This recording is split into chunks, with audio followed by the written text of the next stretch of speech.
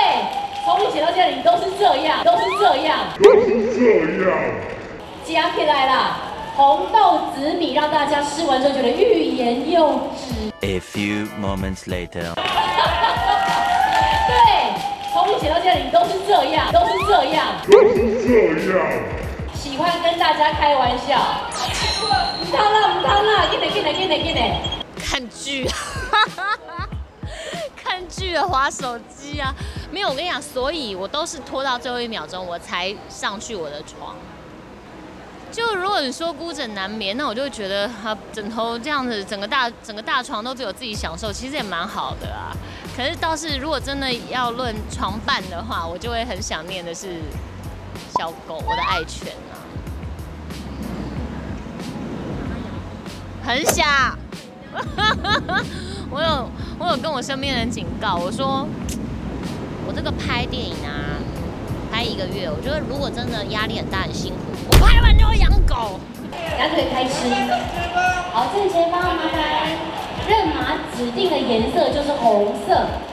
母亲节他们要出去玩，本来他们也要定了，就跟朋友出去玩，就后来因为妈妈手术之后，她想一想，她觉得还是取消好了，所以我也是回到家那天才知道说啊，你母亲节不出去玩啦，啊，没关系，那我就再陪你这样。就那天就回去跟妈妈吃饭，然后我就煮了就是好喝的鸡汤啊，什么有的没有给她吃，结果她竟然送我礼物是我妈精心准备的，她送了我一只很名贵的表，就是送我一只。就是有镶钻的名表这样，然后我就傻眼，我想说，你为什么要送我礼物？今天是什么日子吗？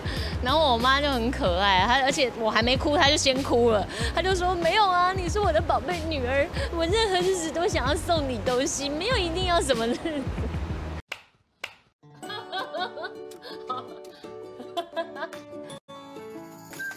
38岁的快乐，我可能现在更在意的就是自己吧。我觉得保持快乐一定是比保持坚强要来的难，